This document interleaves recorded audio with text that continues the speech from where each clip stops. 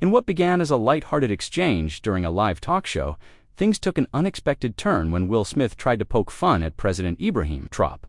But instead of reacting with anger or humor, Trrowé responded with a calm, powerful statement that struck deep and left. Will visibly emotional the moment, stunned the audience, and has since gone viral as a shining example of dignity.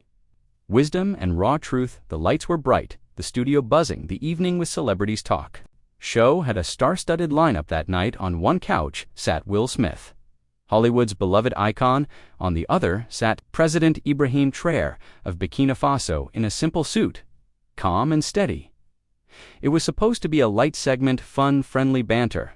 The host laughing nudged Will. So Will ever thought of running for president? You'd be facing this guy. Will chuckled and, without malice, said, I'd at least bring some style to the table. No offense, President Traoré, but you look like your tailor gave up. Halfway, the crowd laughed. Traoré smiled politely. Will wasn't trying to be cruel. It was a joke, the kind you hear often on American late-night shows, but something in the room shifted. Traoré leaned slightly forward, placed his hands together gently, and waited for the laughter to die down. His eyes met Will's, and then, in a voice that was neither angry nor amused, he began to speak. It wasn't what he said that stopped the room. It was how he said it, and what came next would make the entire world pause.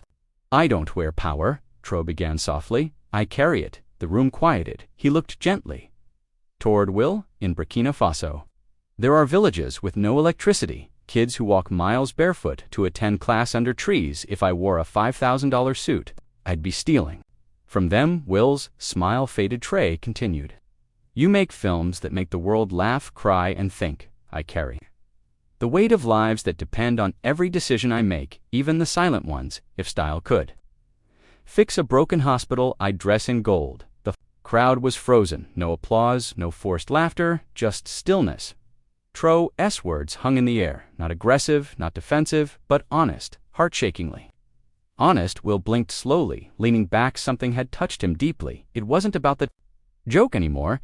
It was about the reality behind the man he had tried to poke fun at. And in that brief silence, the cameras caught something rare, tears in Will's eyes. He looked away quickly, but the internet didn't miss it, neither did the millions who would watch the clip on every social media platform. Within hours backstage after the show, the atmosphere was heavy, not awkward, just quiet. Will sat alone for a moment, sipping water, his mind clearly far away. A producer approached gently. Okay. He nodded, but didn't speak. The video clip was already online, a 90-second segment titled, Will Smith Humbled by President Ibrahim Traoré's words. It had reached 1 million views in less than 2 hours, but it wasn't just going viral, it was changing people. One user commented, that wasn't just a clapback, that was truth wrapped in grace. Another wrote, I showed this to my 12-year-old. We both cried. Inside the dressing room, Will finally stood and walked down the hallway to where Traoré was seated. Quietly reading a small book, Will took a breath. Mr. President Traoré looked up with a gentle smile. Will's voice cracked. I needed that, thank you. The two men, one from Hollywood, the other from the Sahel, shook hands, and in that simple gesture, the world saw something far greater than a viral moment. It saw respect. It saw humility. It saw two men from different worlds meeting on the bridge of truth. By morning, the internet was in a frenzy. The clip of Ibrahim Traoré's calm, truth-filled response had spread across continents. News anchors replayed it. Influencers reacted with tearful eyes. Even major media houses that had rarely covered African leaders were now talking about Traoré. The caption that trended worldwide was simple. When dignity spoke, the world listened. In Burkina Faso, markets paused. Small radios played the exchange again and again. Farmers, students, and elders alike watched with pride. They saw their president not as a politician, but as a father figure. Unshaken, graceful, and deeply human. In the U.S., Will Smith released a short video. I joked on TV, he gave me wisdom. I've been in rooms with kings and legends, but this hit differently. Music, he wasn't reading off a script. He was humbled, and people noticed, but behind the headlines and applause, something else was quietly unfolding. Something Traoré hadn't planned. A message deeper than television had started planting seeds in hearts. Across the globe, he had unknowingly become more than a leader.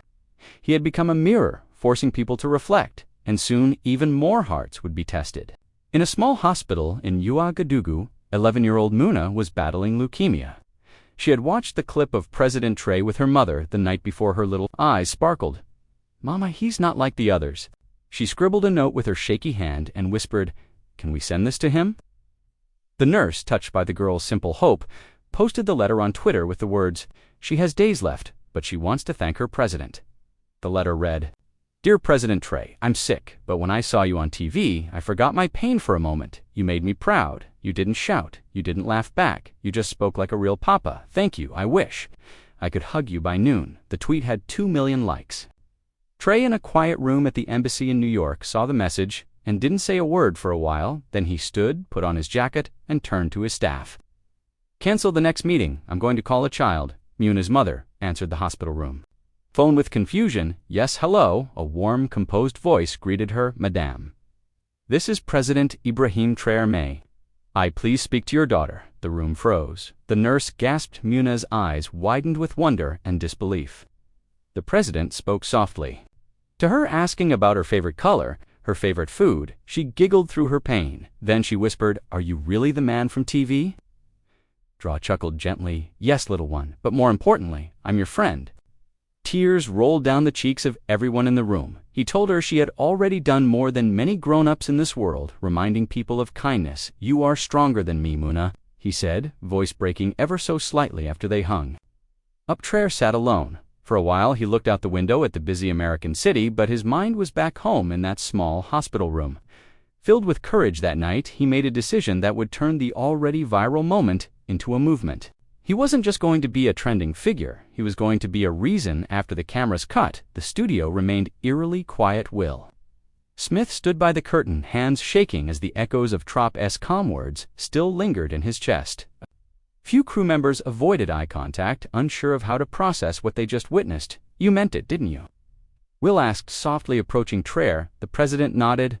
"I don't speak to impress, I speak because truth should be lived, not performed." No cameras, no crowd, just two men, one known for his charm, the other for his courage, standing in a moment of raw honesty. Traoré noticed the vulnerability in Will's eyes.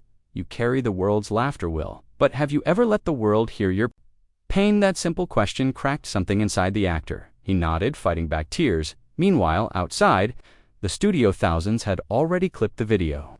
The internet was stirring, but what would happen next wasn't about fame, it was about healing. In Philadelphia, Will's mother Caroline watched the clip alone. In her living room, she had seen her son make millions laugh, cry, and think, but never like this. She texted him, "You've made movies, baby, but tonight you made meaning. That man reminded me of your father, calm, firm, kind. Don't lose this moment."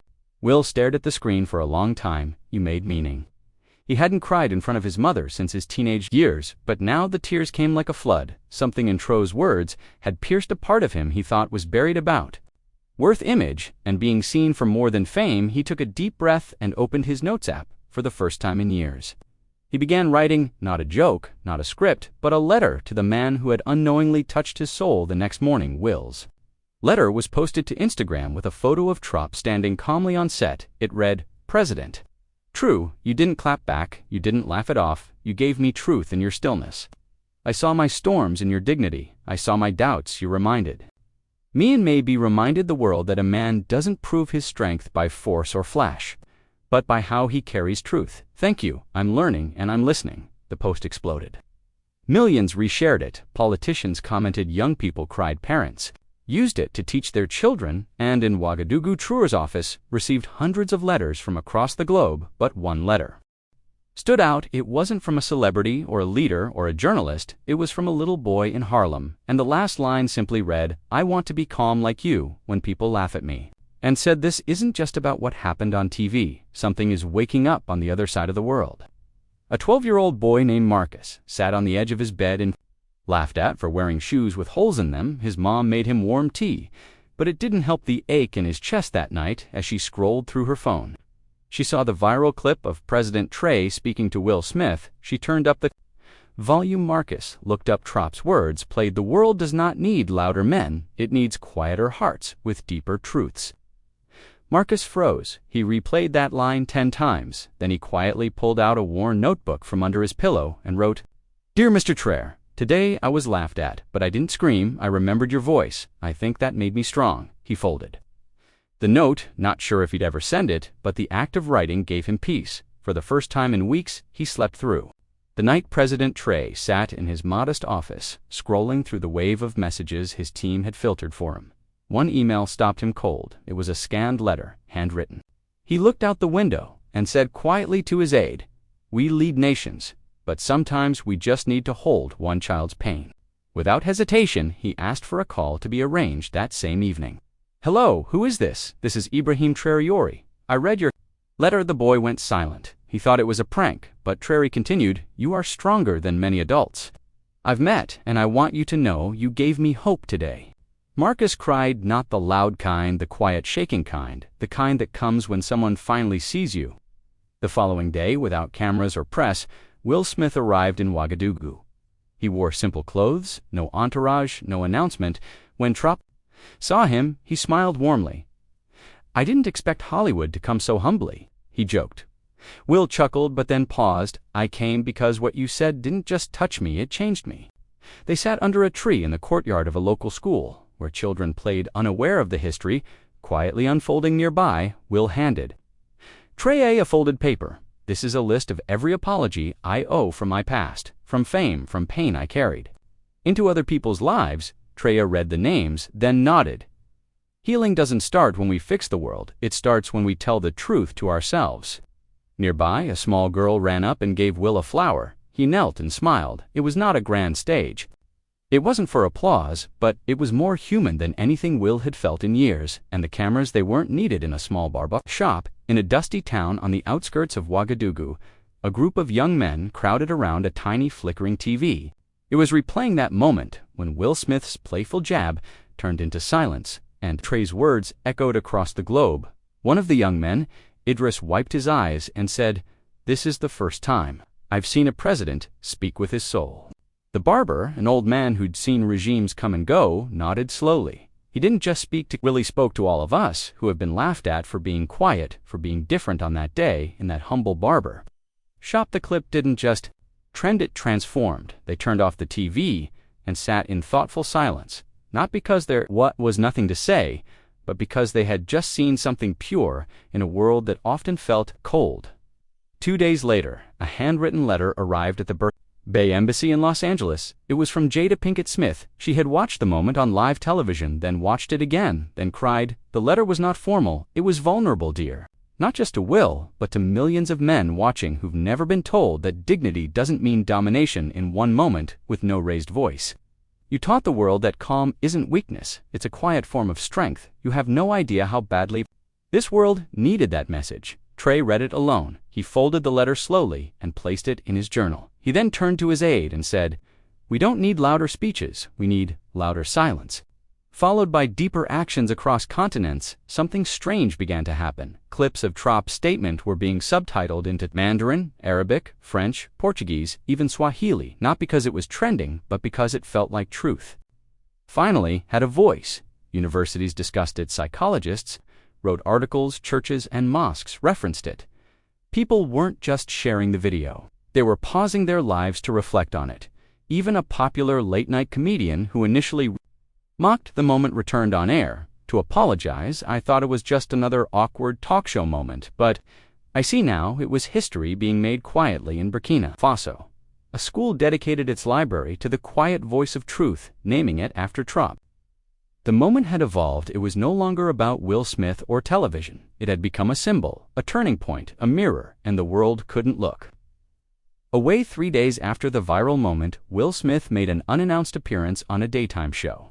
In New York, no jokes, no rehearsed speech, just a chair, a mic, and a man who had clearly been changed. His voice cracked slightly. "I've made movies, I've made millions laugh, but I've never had a moment stop me the way he did when President Traoré looked at me that night. It was like he saw right through the performance, not just mine, but the one the world makes us put on every day." There was a long silence. He added quietly, "He reminded me what it means to be a man, not through power, but through peace." By the end of his words, the room was quiet, and a few tears fell unnoticed that same night. Trroé's personal assistant rushed into his office. "Mr. President, it's from need to speak with yours. I'd like to come to Ouagadougou." "Not as an actor, just as a man." Traoré smiled. "Gently let him come." He said, "Let him see where real truth grows, not in palaces, but in pain." The next morning, Will landed in Burkina.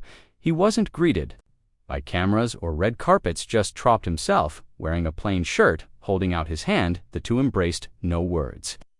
Just an understanding that two paths, separated by fame and continents, had quietly crossed in a moment the world would never forget.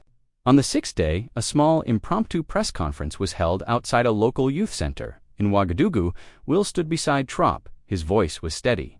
"This man didn't clap back, he didn't fight fire with fire. He showed me and all of us what dignity looks like when the world expects pride." He paused, eyes shining. If you're watching this, ask yourself, when was the last time you listened?